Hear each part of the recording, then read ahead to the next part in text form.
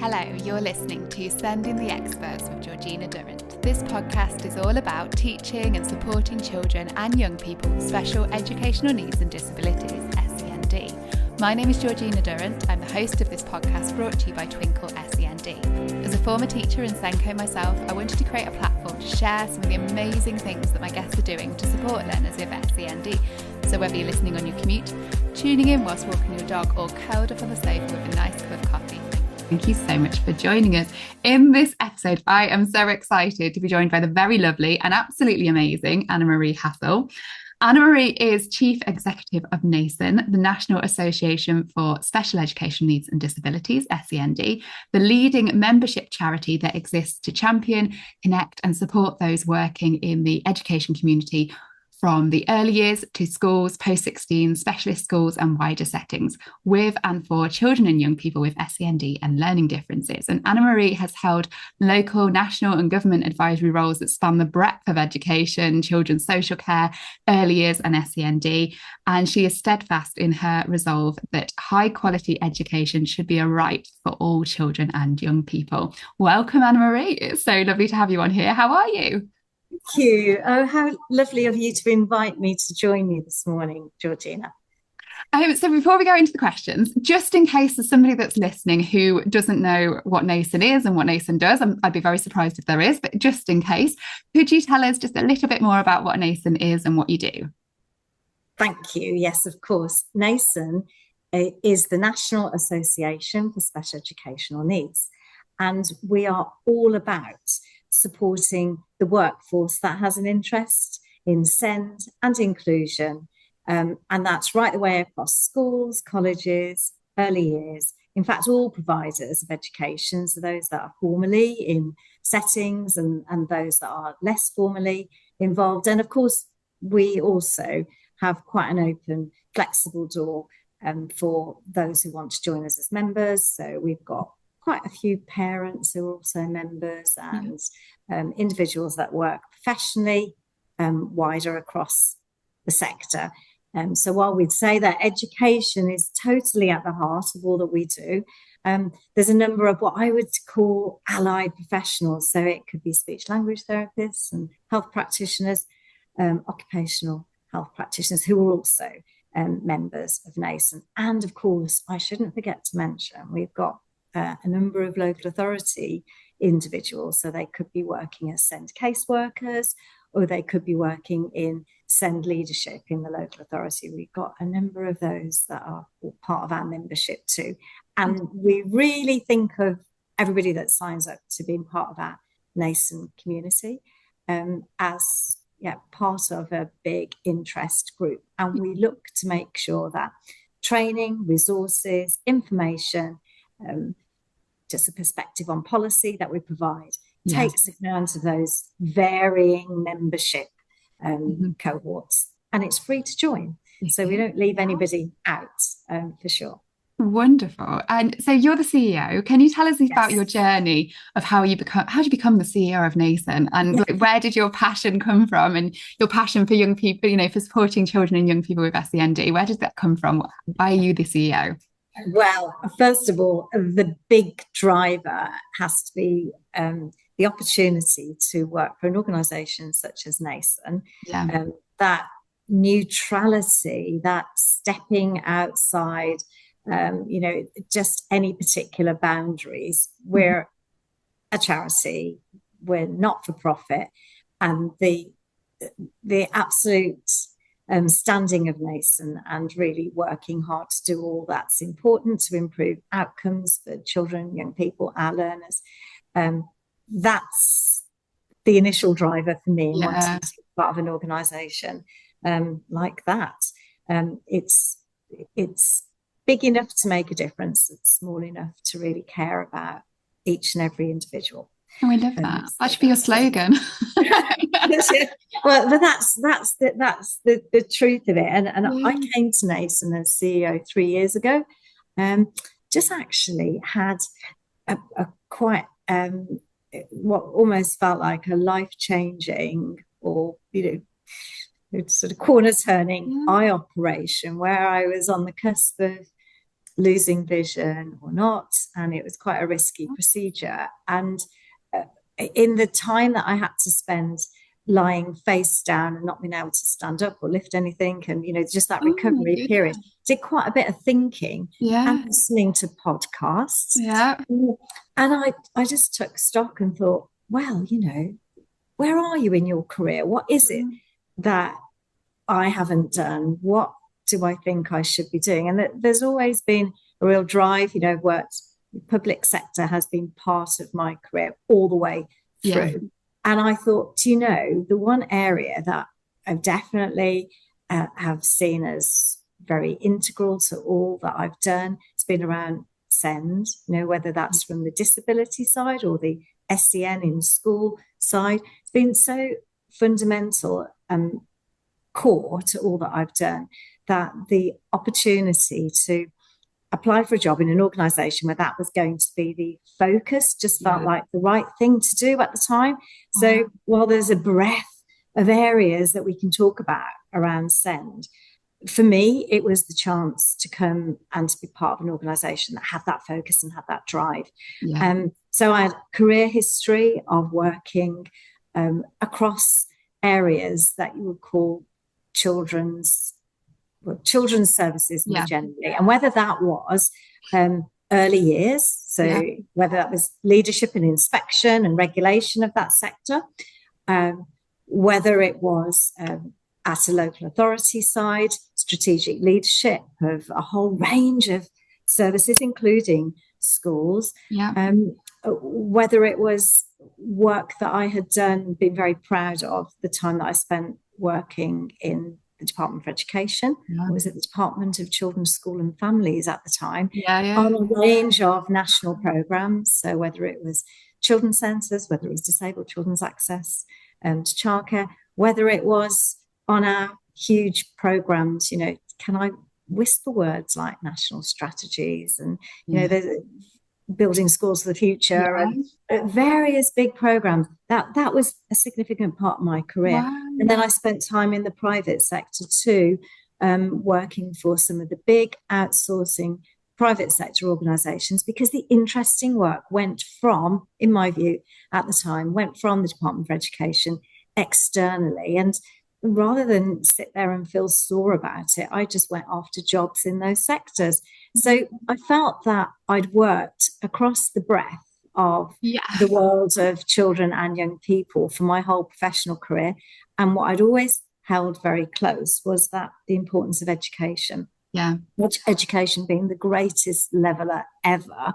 And if we could ensure that everybody had the rights, which they do have, but that we tackled barriers to access and barriers to being included, that could make the biggest difference and would reduce the need to have very specific interventions. So education at the heart of everything. You're amazing. Honestly, I'm in awe on your career. It sounds incredible what you've achieved, Annamarie. Oh, bless you. That's such a kind thing to say, Georgina, but I'm quite an old girl, so that lying down after an operation came at a particular point when I thought, I'm lucky that I've had such I feel I've had a privileged opportunity to do some of the jobs that I've done.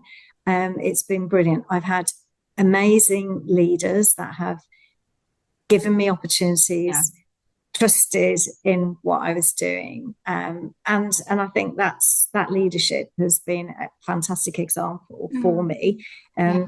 But I've been working in the sector for many, many, many decades. So therefore, That's incredible. Absolutely amazing. And nasen do some incredible things. They do some really lovely things. And one of the things that at Twinkl we love that you do is the nasen sort of assured check that you do. So our symbols resources, which are, for anyone listening who doesn't know, I will put a link below, but they are symbolized resources. There's an app, there's a web tool, there's resources on site that support sort of access and communication for children. And nasen assured it last year. We now can say that our symbols resources are nasen assured, which we keep shouting about everywhere. And it means a huge amount to us at Twinkl. Can you explain what that sort of what this program is? What does it mean to be nasen assured, and how you sort of review this quality framework? Yeah, do you know, Georgina, it's a really interesting one. Firstly, congratulations to you for the role that you have at Twinkl. You know, that's brilliant. You know, it really is brilliant. And what an honour it was for us to be approached by Twinkl and really be invited to take a look at those resources.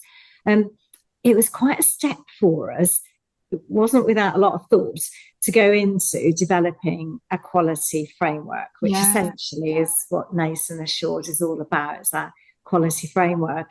And it arose because we want to be very inclusive of a range of mindsets and say that there's not just one way of doing anything. And it's so important that schools, colleges, settings, parents and others have options, choices. So how do they make choices and know that they're making a choice to engage with a resource, to use a particular product, to make a purchase even, and to know that that's going to do some good, that is going to be right for their child or their context. So that was the spirit behind developing a quality framework. And it was about thinking about the core aspects, characteristics and processes that would be applicable in any particular product, and whether, that whatever the resource, that there would be some tangible benefits and positive impact. So that's essentially where it started, and that we took quite a while, and with very skilled practitioners who are sitting behind this. So this is, it really is quite amazing, the breadth of expertise that we have particularly in our education team over at Nasen and in Nasen House. And to bring together their great minds on absolutely what they would expect to see, what the results are, and to develop that as a framework. So it's quite an intensive process that we take something through, and it's a bit scary because it's not without its sort of pitfalls too. Firstly, it's a bit of a risk for all parties. So we've got Nasen, and I've talked about the pride in the organisation. We've got a reputation, and if we say that something's been through quality framework and that we're assuring that it's in the right hands and used in the right way, that it's going to bring real benefits. That's quite a big statement for us to make. So therefore, in working with an organisation that's developed the product or some resources, they're also taking a risk too, aren't they? What if Nasen say, we don't really like that very much, we don't really rate it, we don't value it in the same way. So there's something there about the coming together with an organisation.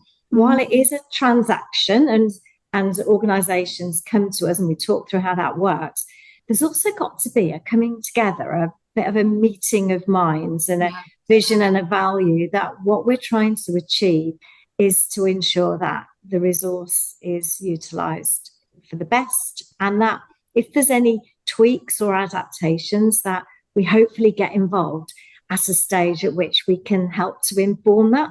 Just occasionally, a product or a resource might actually be through all those stages already, and therefore it's not due for another review, maybe for a couple of years, and in which case we might have to respectfully say, I think it's best you come back when you're doing that review, rather than us trying to bolt on what might be some changes that don't work for that organisation at the time. So it's not all straightforward, and it's definitely not a tick box exercise. No. I think that's what gives it its value as well, isn't it? And that's what makes us feel really proud that we've got it, because we know you've taken a lot of time and a lot of effort, and like you say, you wouldn't just give it to anybody. You really, really doing your due diligence on everything. I think that's wonderful. Absolutely. And another brilliant thing that Nasen do is the Nasen Awards. I've been very, very lucky to go for the last 3 years, and I love it. It's one of the highlights of my year. I must admit, I love it. It's absolutely brilliant.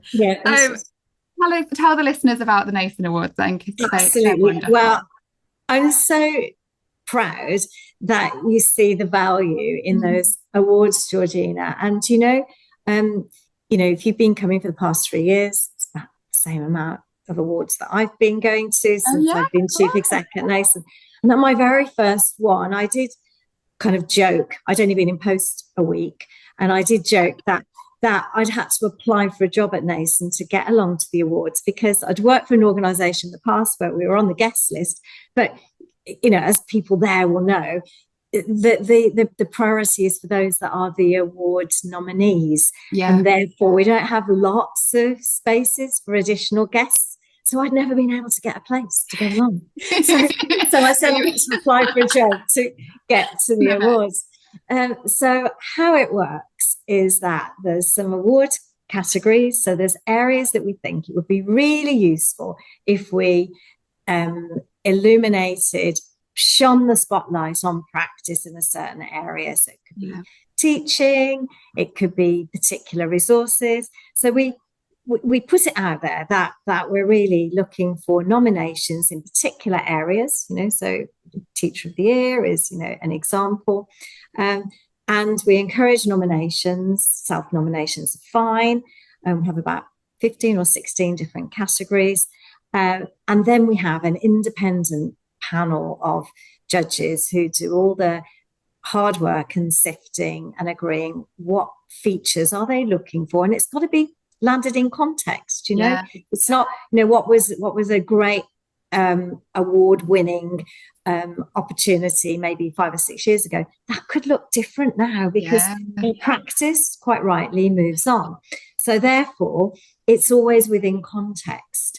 And so that panel of independent judges, they bring perspectives, either decades of experience in the sector, or they bring a very specific area of expertise, such as tech experience, or experience in printed media, for instance. So they'll bring their own specialism too, and they spend some time debating and finalising a list of winners that we then all come together to celebrate. And, you know, so we would say that everybody that's shortlisted is a worthy winner, but then there can only be one that gets the title for the year. And we're always looking to improve on how we do that. And this year we also presented some you know, sort of highly commended certificates, and there were some areas where it genuinely is tough every year to be able to determine who stands out for whatever reason. And usually it's because they've really made an evidenced impact on others, and the evidence, the demonstrable results of what they've done is usually something that plays a key part of making the decision on those nominations. So it happens once a year, and then it's really brilliant. Afterwards, we can share stories about their practice and hope that it inspires others to, you know, sometimes their practice can be replicated and they're more than happy to share that with others. One of the requirements of being a winner, that you're willing to share. But secondly, it really is so uplifting that at a time when we focus sometimes on the things that we are, you know, without, such as sometimes it's resourcing, sometimes it's just time, it gives everybody a real boost. It does. To be able to celebrate, and it's a way that we try to give back to the sector by doing that. And I should mention that we couldn't possibly do it without some of the fantastic sponsors who come along and sponsor an award, and that they make that happen. You know, they put in a financial contribution which goes towards, you know, we have some lovely takeaway awards, you know, that, and everything has a bit of a cost. So the fact that we get the contributions that make a difference there and help us to put on some good entertainment during the evening, brilliant, pay for a standout compare. So all of that, you know, brings the cost, and it's brilliant when we get some sponsorship to help us out with that. And it is absolutely brilliant. It really is. And you also run a really successful conference, which is called nasen Live, which we are exhibiting at as Twinkl in July, which we're very excited about as well. Can you tell us a little bit about nasen Live then? So nasen Live is, I would describe it as our flagship annual event. We try to have it around the same time, you know, in July. You know, it's usually the first Friday in July each year. You know, there's And this year it's taking place at the Box in Birmingham, which is sort of part of the NEC Resorts World complex. It's quite a nice venue. It very much is all about sharing practice, making sure that we bring exhibitors there that can bring what's coming up in resourcing. Yes. So it is the current and the future at times, and there's usually the possibility to really engage with some quality products in our exhibition space. And then we have multi-channels of seminars, and they're running at the same time, so there's so much to choose from, whether anybody is a leader of SEND on the SLT, whether they're a head school leader, mat leader, whether they're a SENCO, whether they're an interested classroom teacher wanting to know more about specific areas of SEND, whether they're talking about curriculum, whether they're talking about the latest ideas and research. We want to really attract a very wide audience. So we cover all of those domains essentially. And this year, I'm really hoping that we'll do a bit more. We're really responding to some of the feedback from last year, where those attendees have said they'd like to know a little bit more about current research, what's happening. So we did have some fantastic research posters available, which were very much in the exhibition space. Go along and have a look at project ideas, what others have been doing. Maybe they were on a master's program, maybe they were on the NASENCO award, but where practitioners have been sharing some of the information, some of the projects they've been testing out in a classroom, or a school, or a college base. So you could go and have a look at those posters and find out about it. But listening to the feedback, we know that practitioners want to hear more from researchers, and they want an opportunity to talk with people that have published academic research and to understand how that percolates through to their practice. So we're really hoping to be able to have some of the editors or some of the contributors along that have been involved with the nasen journals. So we've got Support for Learning, got the British Journal of Special Educational Needs, and we've got Jawson. And they have information in their research papers that are drawn not just from England and the rest of the UK, but also internationally. So that they're available online. But we're really hoping to be able to do more to showcase some of those publications. I really like that. That's brilliant. It'd be really good to show research. I really like the idea of that. So as the CEO of nasen, you also have a really significant role in sort of shaping the future of SEND education. And the SEND sector, we know, faces a lot of challenges at the moment. What do you see as the biggest problems at the moment? And if you could just solve them for us right now, what are the solutions, Annamarie? Yeah, so the challenges currently. So the top three for me would be, firstly, I would have to say it's about vision. As we've had various changes in organisation, we've had political leadership change. So the top priority really is securing what is the vision from our current government administration, because that then flows through with how the civil servants that we work with, shape some of the policies. And fundamental to all of that is engagement with the workforce, whether they're in schools, colleges, or wider sector, and parents, because we absolutely need parents to be confident about the quality of provision. So that strategic vision is critical. Then secondly, it's resources, but it's not necessarily more resources, which, listeners might be expecting that I would say. It's making sure that we've got the resources available, right place, right time, and that those that are as close to children and young people as possible, so they're leading, they're learning, they're supporting their education, can mobilise and draw on those resources. Don't need lots of layers of decision making and bureaucracy. It's been able to shift the resources to the places where we need to be able to draw on them. And, that might sound very simplistic, but at a time when there isn't a lot of spare cash around, then taking out lots of unintended blocks and slowing things down is really crucial. So making the most of the resources that we've got and actually putting the trust into the people that we are actually trusting to lead education of all our children and young people to make the right decisions. So freeing up that resource and making it as close to the action as possible, I think would mean that it's possible to commission the support to draw in the resources that are needed for children and young people in their schools.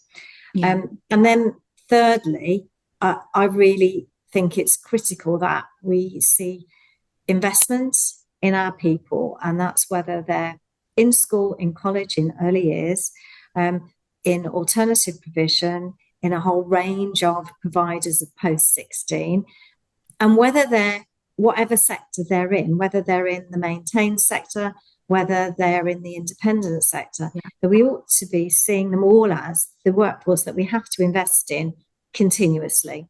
So professional development doesn't stop at the point of gaining a qualification, that we have to recognise that professional development, continuous professional development, it's called CPD for that very reason. Exactly. And I'd make a really bold call that we should say that CPD, to build an understanding of SEND needs, should be mandatory. Absolutely compulsory for all of the workforce. We ask people to make sure that they've got their computer set up appropriately. We also ask, at those of our workforce that work in schools, we ask them to say that they've read Keeping Children Safe in Education every year and that they understand the changes and the requirements on them. We make safeguarding a compulsory ask. So I'm calling out for CPD, SEND needs, but it's all about achieving an equitable education for all, that SEND needs as compulsory CPD.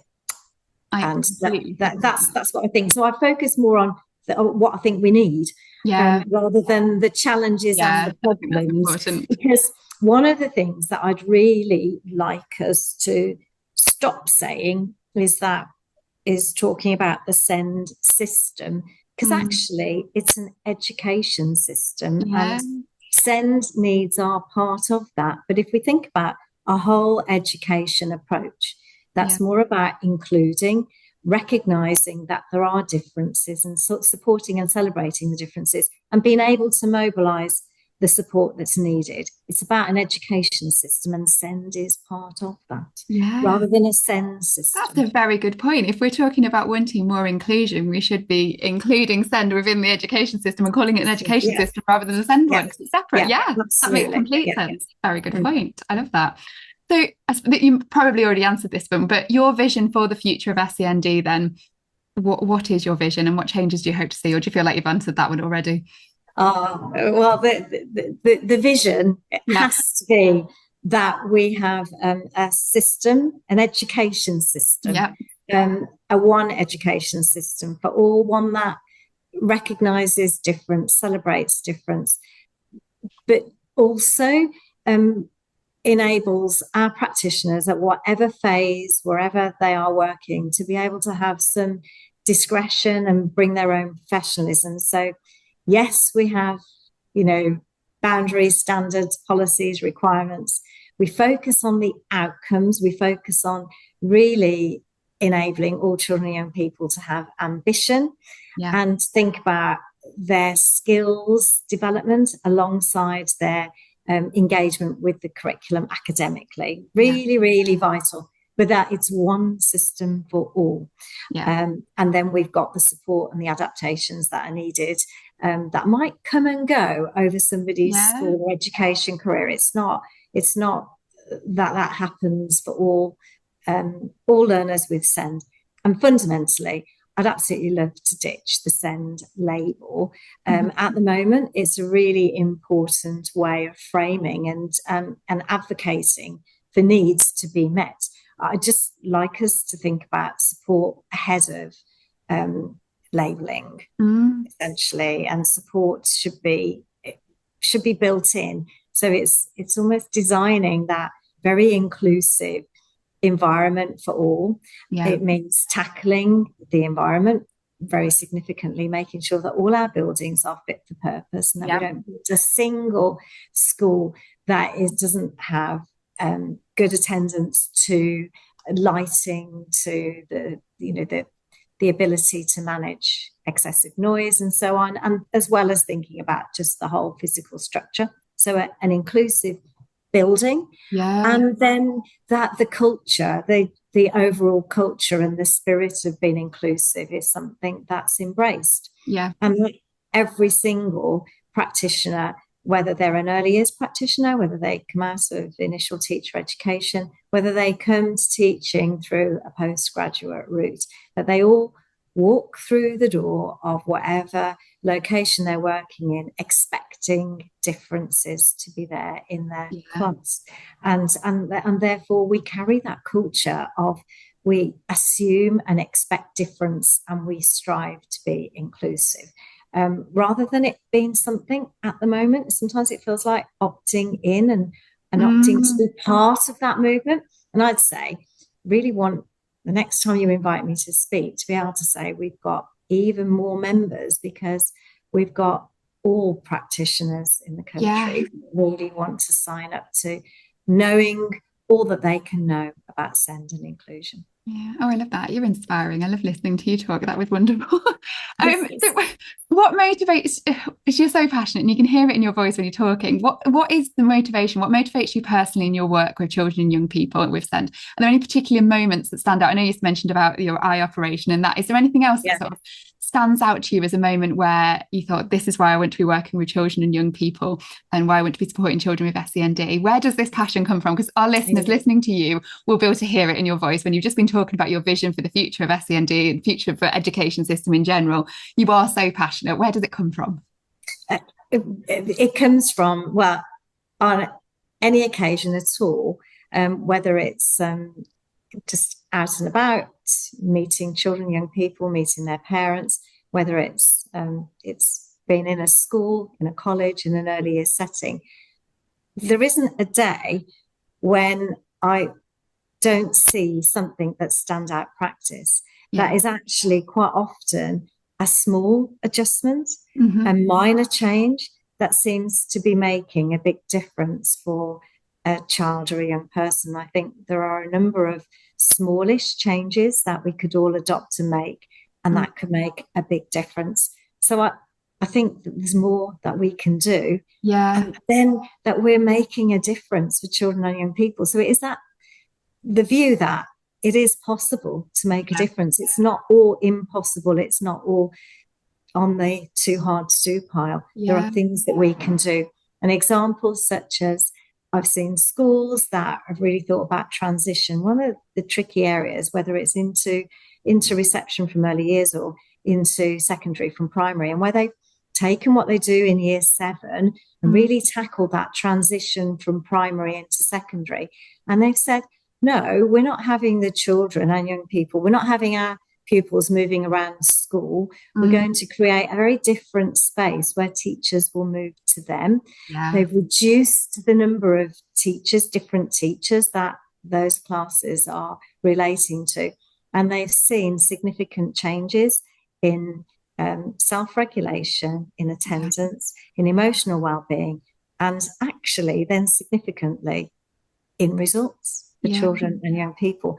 And one school, Margate, who introduced such practice, they actually proved the point by being the most improved school in the country with Progress 8 measures.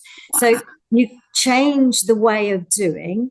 They were still working with, the curriculum. They were still working with all the measures that we say aren't necessarily sufficiently inclusive for pupils with SEND, but they made a big change for everybody that was doable. So it wasn't just for their SEND learners. This is the whole school approach. And they demonstrated that they could follow that through and it would make a difference to their performance, their results as a school.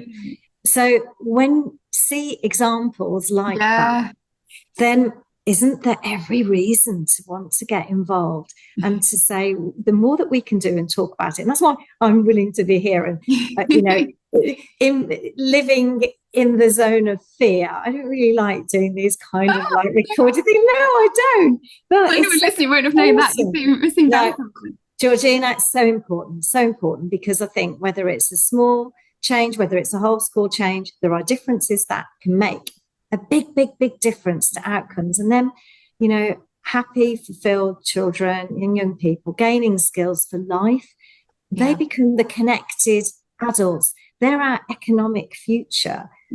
So that the children of today are the workforce of tomorrow and the people that give back and are shaping society. So investing in the children is everything, and making that difference and feeling that one can is absolutely vital. So that's why I'm here. That's right. And I love that example about the school. When I was a kid, when I went to secondary school, that was exactly what my secondary school was like, which was quite different to a lot of my friends' experiences at secondary school. Mine was, we had a base for us as we first moved up, and like you say, the teachers moved around, we didn't move around. And it made such a difference for just, I think the scariest thing for a lot of children, whether or not they've got SEND or not, going to secondary school is that bit where you've suddenly got to move around and you've got to learn your timetable and you've got to go around, teaching year six. I remember a lot of them being incredibly worried about their timetable, getting lost, big school, lots of people moving around them and trying to get around the school, and just making, like you say, a reasonably small change. It's quite big, but reasonably a difference anyway, to the school day like that. The amount of children that will have made them that will have impacted on and made them feel a lot happier about going to school is phenomenal. I imagine it made a huge impact. So yeah, I think shining a light, like you say, on things like that, and then other schools potentially adopting it, you're impacting on hundreds of thousands of children at the end of the day with just one simple change that you're highlighting. I love that. And you do so much that's good and powerful around media, media presence that's very positive, Georgina. And sadly, social media currently can be quite an unpleasant place. And I think if we could get to a point of, a healthy respect, more kindness, then I think that teachers, school leaders, early years practitioners, and those that work post 16 would be more confident at sharing what works for them. That currently somebody says, they say, I had a great idea. And there'll be a lot of people that will just be critical, and that's not okay, because they're sharing what's worked for them in their context with a class, with a child, with sometimes it's a particular need, and why not just celebrate that they're sharing what's worked for them? And if we could get to that point, that position, hey, organizations like nasen mightn't be needed, because we'd create that community of just routinely sharing, and we've got to get beyond the unkindness and always looking to be critical. Let's just celebrate what seems to be making a difference. You're so right on that, because I think it must put so many people off on social, because you've got to be quite tough-skinned sometimes on sort of social media nowadays. If you put something out there knowing that you will get criticism, even if you say the most positive thing in the world, there's always one comment someone will say something that isn't particularly nice about it, and you think, why? But it puts other people off, I think, as well, from commenting and saying, oh, that's a really good idea, I'm thinking of using it in my school, because nobody wants that. And especially teachers who are working incredibly hard, long hours in school, that if they put something then on social media and then their evening is ruined by some keyboard warrior typing something nasty in response, you can see why it doesn't happen. But like you say, wouldn't it be wonderful if that was gone and we could have positivity and people sharing these brilliant ideas and feeling confident to share them? And it would make such a difference. You're right. Maybe that should be my mission next. Oh, you've been amazing, Annamarie. Thank you so much for sharing all your insights and your experience with us today. That's fantastic. Is there anything else you want to add before we wrap up? I will put links to nasen. I know it's free to join, so if anyone wants to join, if you're not a member already, I'll put links below, as well as links to our Twinkl resources that are related to this. Is there anything else you want to share, Annamarie? I just want to thank you hugely for inviting me along and for doing this. That your presence, very positive, in terms of your podcasts, and that's why you were once a Nasen Award winner. Fabulous. I like the little mention there. Thank you very much. Thank you. 2023 award winner there. Fabulous. Thank you so much.